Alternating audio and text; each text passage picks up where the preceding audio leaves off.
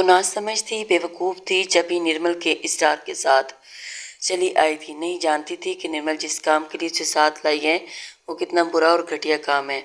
अब जो निर्मल को कोने वाली मेज़ पर उसके बॉयफ्रेंड के साथ खुशगपियों में मसरूफ़ देखा, उसे खुद पे जी भरकर गुस्सा आया था, क्योंकि निर्मल की बातों में आकर यहाँ रेस्टोरेंट में चली आई थी। ये बेशक 16 साल की थी, लेकिन निर्मल को यूं बेबाकी से लड़के से बात करते, उसके हाथ पर हाथ रखते देखकर उसे बिल्कुल अच्छा नहीं लग रहा था। उसे काफ़ी पीते हुए यूं ख्याल सा आया कि इसे यहाँ बैठे उसका बाप या बाप का जाने वाला कोई भी देख लेगा तो कितना बुरा होगा। क्या सोचेगा, उसकी सोच उसे झटके से उठने पर वहाँ पर मजबूर कर दिया। वो निर्मल पर लानत के 2 बोल भेजकर होटल के दाखिली दरवाजे के पास पहुंची थी कि पीछे से ही फायरिंग की आवाज़ आई थी। फायरिंग की आवाज़ जब बिल्कुल दरवाजे के पास से आने लगी तो रेस्टोरेंट में मौजूद हर फर्द ने अपनी जान बचाने की खातिर आगे पीछे दौड़ना शुरू कर दिया। हर तरफ खलबली मच गई। उसने भी भागना चाहा, उसकी हिम्मत वहीं दम तोड़ गई थी। इसी असनाम में कोई भागता हुआ उससे टकराया था। वो गिरने लगी थी जब टकराने वाले ने उसके गिर्द अपने बाजू बांध लिए थे और बेसख्त चीखें बुलंद हुई थी। आईनी गिरफ्त वाले ने उसके गिर्द अपनी गिरफ्त मजबूत कर ली थी। चीखें मारते मारते उसका माथा उस शख्स के गले के तावीज़ से टकराया था। उसने नज़र उठाकर देखा तो उस सुर्ख और सफ़ेद चेहरा, तो उसका दिल उछल कर हलक में आया था। हाँ, यानी कि वो उसने बारूदी जैकेट पहन रखी थी। वो जेल में आए उसके नुक्ते को जटलाने से और इस बार उसकी चीखें बुलंद थी, आसमान को भी छू आई थी। इतनी बुलंद होती हुई चीखें गिरफ्त उसके मुंह को हाथ रखना पड़ा था और उसके लाख छुड़ाने की कोशिश के बावजूद भी उसने नहीं छोड़ा था। ऐसा करते वो नहीं जानता था कि वो कामनी सी लड़की उसके बाजुओं में ही झूल जाएगी। लड़की का सांस बंद हो गया था और साथ ही उसका भी। ये दमे की मरीजा थी और सांस घुटने की वजह से उसकी हालत ऐसी हुई थी। शुक्र है वक्त पे आप ले आए। आप पर अब परेशानी की कोई बात नहीं। इमरजेंसी वार्ड से निकलते वो सारे हिलाने कब तक होश में आ जाएंगी। उसे वक्त पे हवेली पहुंचना था। बाबा जान की कोई 101 कॉल्स आ चुकी थी। अब इस लड़की को यूं बेहोशी की हालत में छोड़कर नहीं जाया जा सकता था। जहाँ ठहरना भी उसकी मजबूरी थी और हवेली पहुंचना भी ज़रूरी था, और तब तक बाबा जान की जान सूली पर लटकी रहे। उसने सोचा कि गहरी सांस लेकर जेब में हाथ डाला। हजार के नोट उसके हाथ में आए। उसे बिना गिने देखे और सब डॉक्टर की तरफ बढ़ा दिए। प्लीज़ इस लड़की का ख्याल रखना जब तक कि ये होश में नहीं आ जाती। इनके पास रहना और इस एड्रेस वगैरह लेकर इसे बाहिफाजत घर तक पहुंचा दीजिएगा। उसने संजीदगी से कहते हुए लड़की के डॉक्टर का चेहरा देखा और सारे नोट उठा दिए थे। ऐसा मुझे जल्दी में हवेली पहुंचना है बाबा जान, वरना मैं परेशान ना हूँ। मैं उनका बिल्कुल ख्याल रखूँगा। पैसे पकड़ते हुए डॉक्टर ने बेहद आइजी का सबूत दिया। ऐसा है साईं, हम इन्हें ज़रा वार्ड में मुंतकिल कर लें, फिर आप देख लीजिएगा। अभी ज़रा मुश्किल है। डॉक्टर की बात पे ज़रा सा पेशानी को रगड़ कर कोई सोचा और फिर बड़ी देर हो जाएगी। आप यार इनका ख्याल रखिएगा, मुझे जाना है। वो गुलाई पर बंदी खड़ी पे निगाह दौड़ाता हुआ पीछे हट गया था। डॉक्टर ने जोर जोर से सर हिलाया था। वो बाहर निकला तो डॉक्टर ने हाथ में पकड़े पैसों को गौर से देखा था। वाह मौला, तेरी करम नवाजी। डॉक्टर पैसों को चूम कर देखा और मुड़ कर देखा।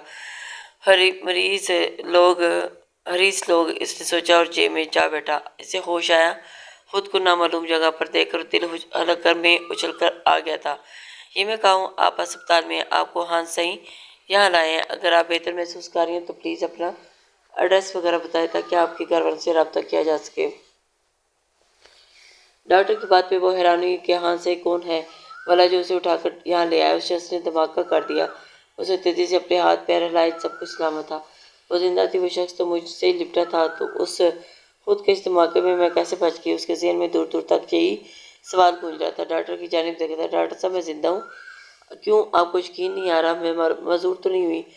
फिर उसने हाथ पैर हिलाकर उसे सही सलामत होने का यकीन करना। जब भी आप जिंदा हैं, मुकम्मल होश में, आपका कोई सा एक्सीडेंट हुआ था, आप मजबूर हुई हैं, सिर्फ दम घुटा था, आप बिल्कुल ठीक ठाक है। डॉक्टर मजबूरन उसे मुकम्मल जवाब देता हुआ बाजिल हाथ से अनगिनत पैसे जो ले कर जेब में डाले थे, वरना तो उसका अपने साथी क्लिनिक में ड्यूटी टाइम शुरू होने वाला था।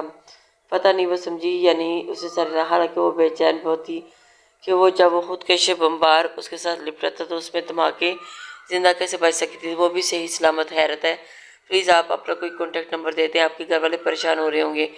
डॉक्टर की बात पे उसे फ़ौरन अपने बाबा का ख्याल आया था और उसे जुड़जुड़ी सी आ गई थी। अगर उन्हें उनका रेस्टोरेंट में वजह मौजूद होना, फिर धमाके में उड़ जाना, फिर बचकर यूँ अस्पताल पहुँच जाना पता चलता तो उनकी हालत कैफियत क्या होगी। जून के इम्तहानात हो रहे थे और परसों आखिरी पेपर था। अगर बाबा को इस वाक़े की भनक भी पड़ी तो उसे पेपर नहीं देने देंगे।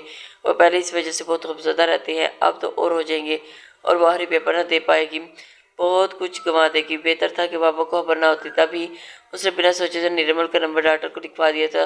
तुम जिंदा हो निर्मल? अब तक? हाँ, अब तक तो जिंदा हूँ, लेकिन अगर तुम ना मिलती तो तुम्हारे बाप ने ज़रूर मुझे ऊपर पहुँचा देना था।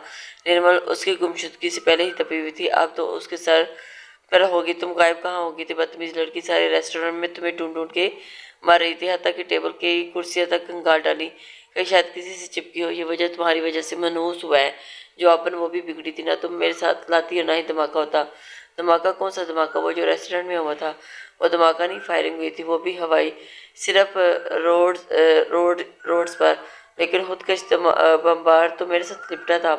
अरे कौन सा bomber? Hello hello ladies please, आप जहाँ जा सकती हैं, मुझे भी कुछ काम करना है, मुझे लिखना है। डॉक्टर ने तब कर दरमियान में मुदाखलत की थी। दोनों नॉन स्टॉप बोल रही थी, उस बेचारे की तरफ देख ही नहीं रही थी।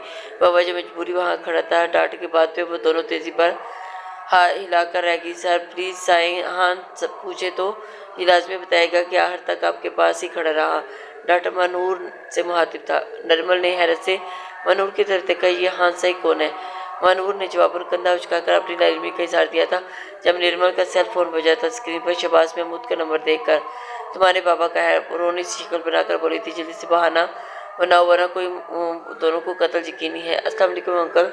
अंकल सॉरी हम लेट हो गए, हम दोनों मंगला डैम पर आए थे, गाड़ी खराब होगी। ना ना प्लीज़ गाड़ी ना भेजना, अब तो गाड़ी ठीक हो गई है, बस यहाँ मेगा मार्ट में है, थोड़ी सी शॉपिंग करनी है, अभी बस पहुँचते हैं, बस ओके बाय। उससे सारी बात एक ही सांस में कह डाली। यार अगर बाबा को पता चल गया तो वो सहम कर बोली, एक तो तुम डरपोक बहुत हो, तो क्या करूँ? तुझ पे दोगलापन नहीं होता? वो रांसी होती हुई बोली, मुझे डर लगता है। यार छोड़ो, मैं इतनी बुजुर्ग लड़की सारी लड़की नहीं जिंदगी में नहीं देखी। लड़कियों को बहादुर होना चाहिए ताकि लोग उन्हें शेरनियाँ या शेरनी ही तुम ही बन सकती। मेरा तो खौफनाक बंदा देखकर तो पहले ही दम घुटता है। मैं भला कैसे बनूं? पता है तुम बेसाख्ता ही खौफ अंदर घुसा हो। इतने में इतना बुज़दिल डॉक्टर और गिद्दड़ बना रखा है। और सॉरी गिद्दड़ नहीं, गिदड़ी। आखिरी जुमले पर वो कहकर लगाकर हंसी थी। उसे जोर से कंधे जड़ दिए थे। दफ़ा हो जो तुम यहाँ से। वो कमरे में दाखिल हुई तो शहबाज महमूद ने तेजी से कुछ पीछे छुपाया था। क्या शॉपिंग की? मेरे बेटे ने तकिए के नीचे कुछ छुपाते हुए देखा। तो वो बाबा शॉपिंग तो निर्मल ने करनी थी। उसके बुखलाए हुए अंदाज पर शहबाज महमूद ने चौंक कर उसे देखा था। सब हैरीतर बाबा की ज़ेर निगाहों किताब न लाते हुए उसके पास आन बैठी और कंधे पर सा रखा। हूँ परसों मेरा पेपर है और मुझे पता है मुझे सारी रात जागना है, शहबाज महमूद ने सुमित से कहा। तो उसकी हंसी निकल गई। कितने सियाने आप। उसकी बात पर वो भी मुस्कुरा दिए। तुम भी मुझे अपना मेडिसिन ली और बाप की बात पर वो झूठ नहीं बोल सकती। तभी सर झुका दिया। कितनी लेजी हो तुम, मानो एक वक्त की दुआ छोड़ने से जानती हो तुम्हारी हालत कैसी हो जाती है। ओके तुम बैठो, मैं तुम्हारी दुआ ले आऊँ। ये बताओ चाय पियोगी या काफ़ी? उन्होंने उठते हुए पूछा। जो मेरे बाबा पिए मेरा तो फिर स्ट्रॉन्ग ही चाय ही चलेगी। बिल्कुल। उसने सारे हिलाया था। शहबाज महमूद मुलाजिम को आवाज़ देते हुए निकल आए थे। उसने गहरा सांस लिया। अब उन्हें क्या बताते कि दवा के बगैर ही इसको अस्पताल जाना पड़ा। तभी उसकी नज़र तकिए पे पड़ी थी जिसके नीचे शहबाज महमूद ने उसे देखते कुछ छुपाया था। उस चोरों ने गैर इरादी तौर पर तकिया उठाया। नीचे स्याह रंग का पिस्तौल पड़ा था। यकीनन वो आज फिर उसे निकाल कर साफ कर रहे थे और उसे देख कर छुपा दिया। वो ऐसी चीज़ों से डर जाती थी। डर तो वो अब भी गई थी। एक झटके में मैं कहती हूँ बाजी खान बात मान ले मेरी। 35 बरस का हो गया और लो तेरी उम्र पीछे आगे रह कितनी गई है। आजकल तो कल बूढ़ा हो जाएगा। क्या यूं ही बेसहारा ज़िंदगी गुजार पाएगा? वीजान को अपना मनचाहा मौजू याद आया था और बाजिल के सीने के बाएं जानिब शदीद दर्द फिर से उठा था। देख बाजिल, तेरी माँ हूँ मैं, मेरे दिल में भी तेरे लिए अरमान है। मैं तुझे सेहरे में सजाकर घोड़ी पर चढ़ा देखना चाहती हूँ। बीच जान की लजाजत बड़ी आवाज़ पर चेहरा तरीक से साया लहराया था और फिर वही डर गया। आंखों में ऐसी सुर्खी उतरी कि वहीं जमकर आएगी। मैं बहुत तकलीफ में ज़्यादा सांस अंदर खींची थी। बीच जाने तासीब से उसे देखा था और फिर बैठ गया। हाथ फेरने लगी। मान ले मेरी बात है, तेरे फायदे की है, प्लीज़ बीजान। जो बात नामुमकिन है उसके लिए बहस करना बेसूद है। उसके लहजे तरश हुआ तो बीजान में माथे पर बल पड़े थे। क्यों बेवकूफ़ाना जिद लगाता है? मुझे तो बता बैठा किस आसरे पे बैठा है जिससे तू मोहब्बत करता है? मुद्दतें हुई उसका तो कफन भी मैला हो गया। अब क्या कब्र पे बैठ के सारी ज़िंदगी गुजारनी है? बीजान की बात पर वो तड़प ही गया था। जो दिल में जिंदा होते हैं वो कभी मरते नहीं है। सरोवर मेरे दिल में है, वो जिंदा है, उसकी कब्र में मेरी मताए हयात है। मुर्दों को जिंदा कहने वाले तेरे जैसे ही बेअक्ल होते हैं बीजान। उसने हाथ उठाकर उन्हें मजीद कुछ कहने से बात रखा था, चाहा था लेकिन कुछ नहीं। मेरे मरने वाले के साथ मना नहीं करते। यहाँ कोई जिंदा होगा तब ना। उसके अंदर गहरे गिरते आंसू देख रही थी। जा, तुझे तेरे बाबा से ही बुला रहे हैं। बीजान ने उस पत्थर से सर फोड़ने के बजाय एक बार फिर चुप हो जाना ही बेहतर समझा था और मौजू बदल दिया था। वह सर हटाता हुआ आदिलाला कहाँ है मुजफ्फराबाद? हैरियत कोई मीटिंग थी इसलिए कितने दिन रह गए वहाँ। शायद एक दस्ता नवाल भी साथ गई थी। देख तो बंदा शादीशुदा हो तो चाहे बीवी को लेकर घूमे फिरे। बीजान की नखियों से उसे देख रही थी। उसे सारा झटक दिया था। बीजान मायूस होगी, पता नहीं कब वो दिन देखूंगी। दरवाजे से बाहर निकलते हुए उसने बड़ी आहट देखी थी। बाबा साहब के पास आया तो उन्होंने एक दिलकश मुस्कुराहट दी थी और फिर उसके साथ ही, ये क्या है बाबा साहब? उसने हैरत से देखा था कि अपने कश्मीर की चंद खूबसूरत लड़कियों की तस्वीर है। तस्वीरें तुम्हारे लिए मंगवाई हैं। उन्होंने लगी लिपटी बगैर ही देखा था। तो बचे नहीं हो बाजिर खान ज़्यादा। जियान खान अपनी महसूस संजीदगी से कहा था तो उसने चुप न रहा गया। यहाँ कोई भी बचा नहीं बाबा साहब। बेशक वक़्त को वापस कोई नहीं बुला सकता। आने वाले वक़्त को देखा जा सकता है। तुम फजूल जिद करते हो माजरत बाबा साहब। आप जानते हैं सनोबत के बाद मैं किसी को भी अपना नहीं सकता। सनोबत तो अरसा मार गई, मरी नहीं मारी गई। उसने तस्दीक की थी और उसका जुर्म ही ऐसा था। सिर्फ दोस्ती निभाने इतना बड़ा जुर्म है क्या? सिर्फ दोस्ती नहीं, हमारी नज़र को दागदार लगाने के लिए। बाबा ये आप अच्छे से जानते हैं अफशीन आप ही ने खुद मोहब्बत की थी। सरोवर ने उन्हें मोहब्बत करने पर मजबूर नहीं किया था। उसका तस्वर था ना मत लो उस रीढ़ कुत्ते इंसान का। जियान खान क्या चेहरा सफ़ेद गुस्से से हुआ था, भड़क उठा था। ऐसी सुर्खियाँ बाजिर खान के चेहरे पर फैली थी। हमने जो किया अपनी नस्ल, अपना खानदान और अपने नस्ब को बचाने के लिए किया। अब अफशीन और सुफियान को कत्ल करवा देते, लेकिन सरोवर क्यों वो बेबस हुआ।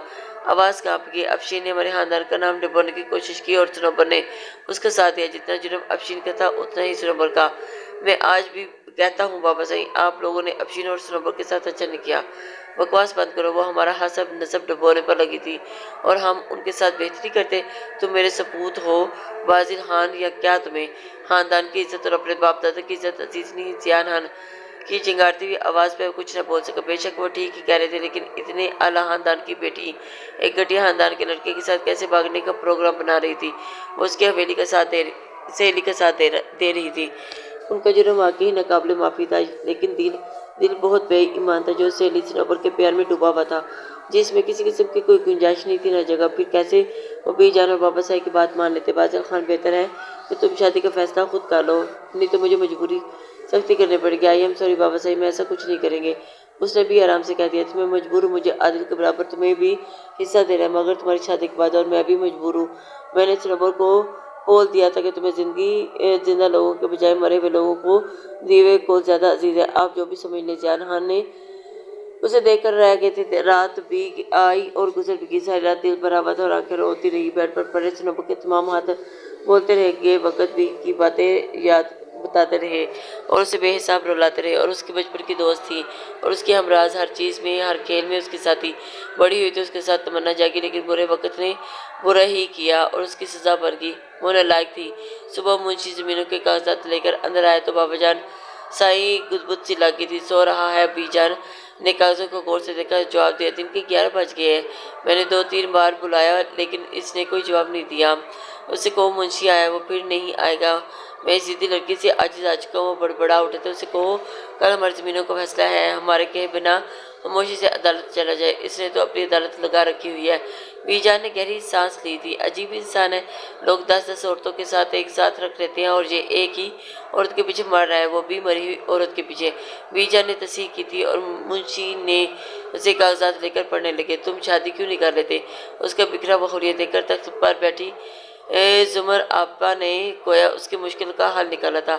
आप सब जानती हैं। सूजी और दुखती हुई आंखों अंगूठों से शहादत से अंदर की जानिब दबाया था। देख मेरे भाई, गया वक़्त हाथ नहीं आता। सनोबर की मौत कैसे हुई और क्यों हुई ये हम सब जानते हैं। वे बेकसूर थी, ये तुम कहते हो ना, वरना इसका कसूर अफशीन जितना ही है था। उसने अफशीन का साथ दिया था, यहाँ तक कि उसे भागने के लिए अपना बुर्का भी दिया था। ये कैसे कह सकते हो कि वो कुछ न बोल सका और वो बेकसूर नहीं थी?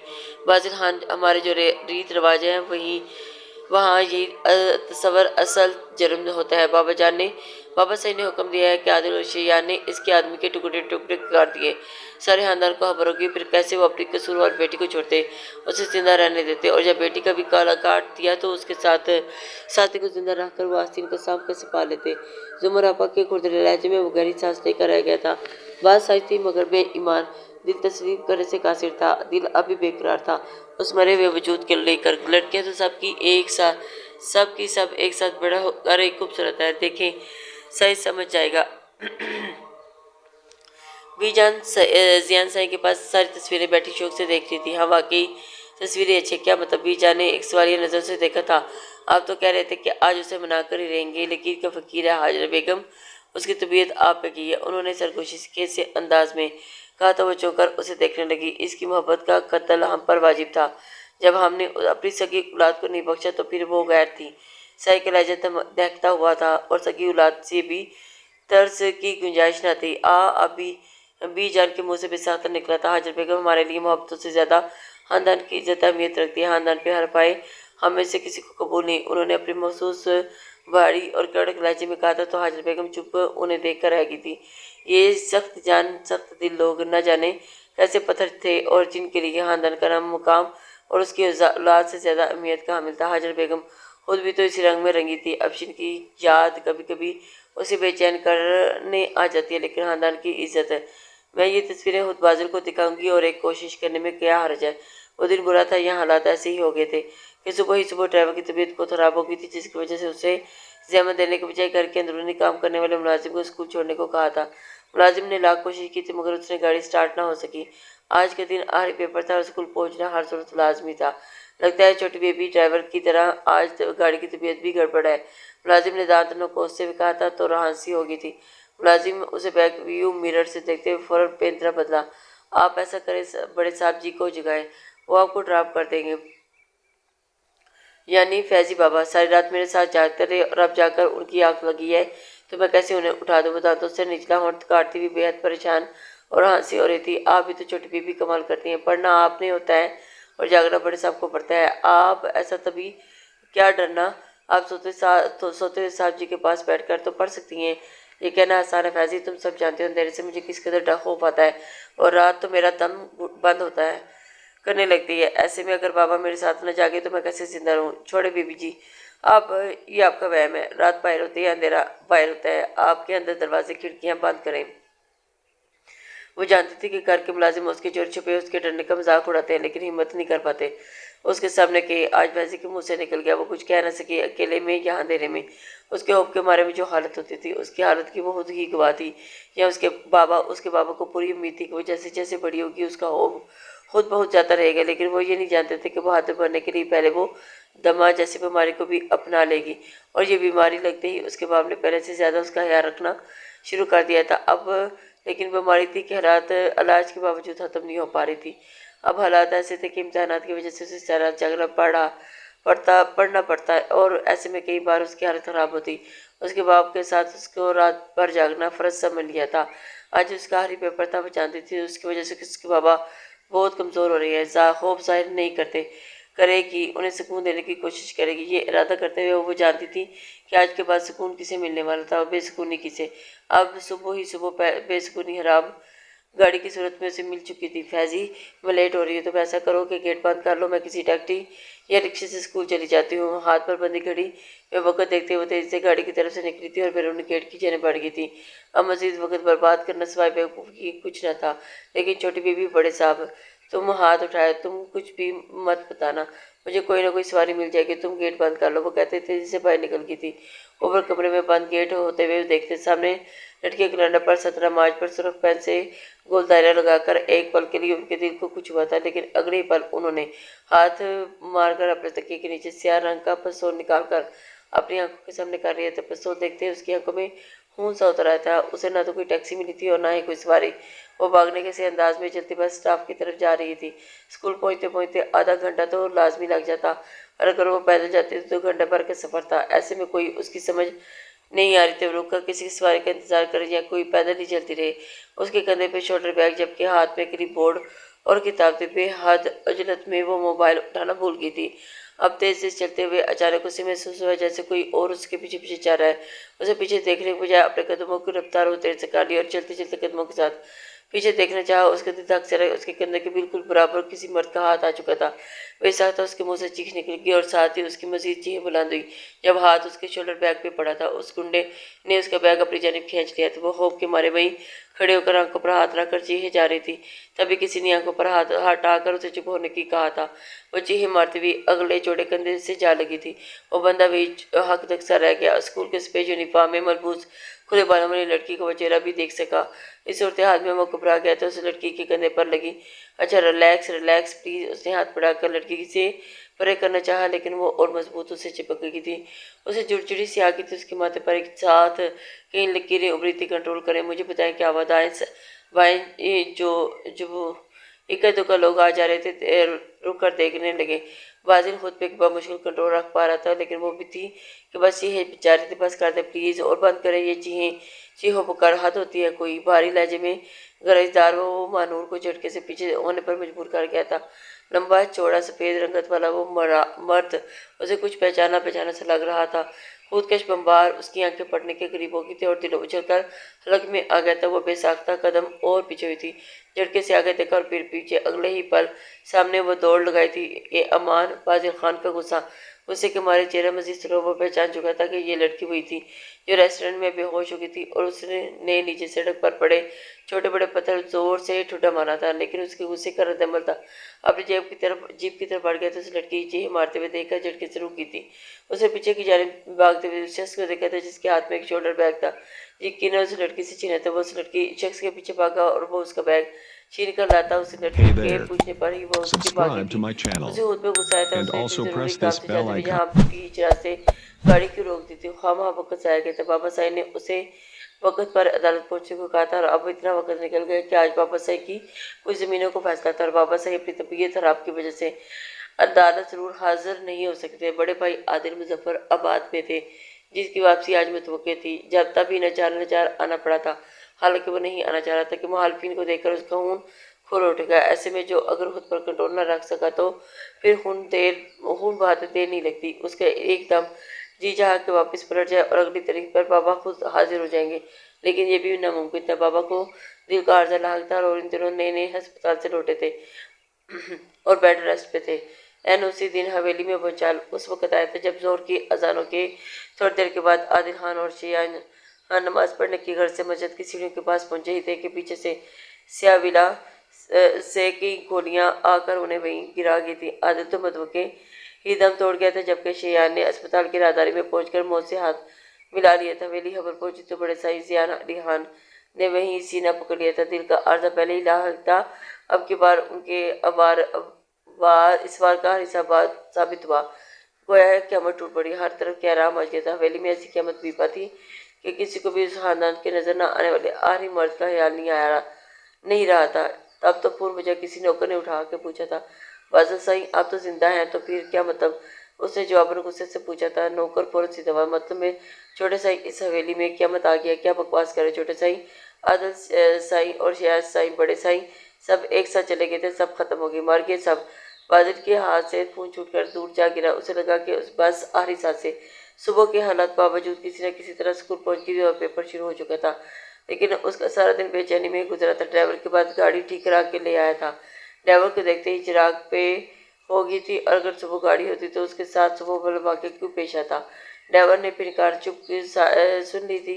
वो घर पहुंची तो लाउंज के शीशे का दरवाज़ा खेलते हुए अंदर सामने आते ही फैजी मुलाजिम सवाली नजर से देखा। फैजी के चेहरे पर बड़ी मुर्दगी छाई हुई थी। आज कोई खास बात है। उसके लब जरा से मुस्कुराए थे। आज छोटे साहब की बरसी है।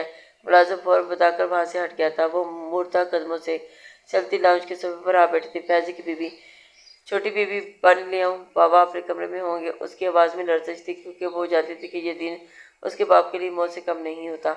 वो उस वक्त सारा वक्त अपने कमरे में बंद रहते, बाहर नहीं निकलते, खाते हैं न पीते हैं, सारा दिन बस ऐसे ही रहते हैं। तभी उसने मरे लहजे में मुलाजमत से पूछा था। जवाबन उसने तेजी से नफी में सर हिला दिया था। नहीं, बड़े साहब तो सुबह से घर से निकले हुए हैं लेकिन आज तो शायद वो छोटे साहब की कब्र पर गए होंगे।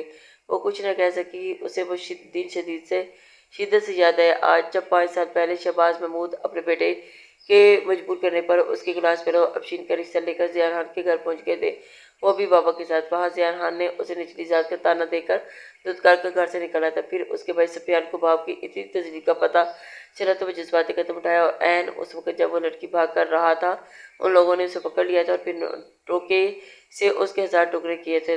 ताकत का मुकाबला करना आसान नहीं था। शहबाज महमूद अकेले थे और वो पूरा खानदान। ये 5 साल शहबाज महमूद ने किस कदर अजियत और तकलीफ में गुजारे थे, ये बात सिर्फ वही जानती थी।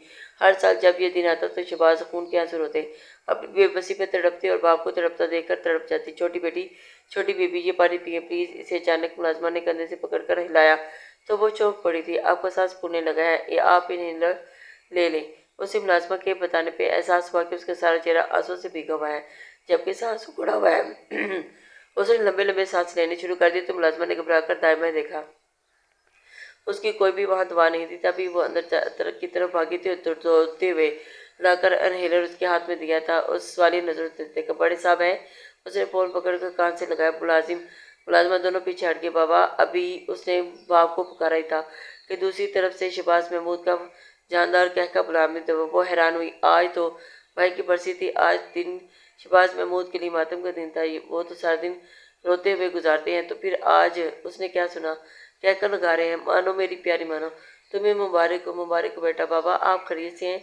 मासूम दिल की जोश भरा लहजा सुनकर खुश होने को सिकड़ने लगा। आज तो खरीद हुई है, मैं आज तो ठीक हुआ हूँ। बाप की बात पे वो उलझी हुई थी कि बाप ने अगले ही लम्हे उसकी ये उलझन भी दूर कर दी।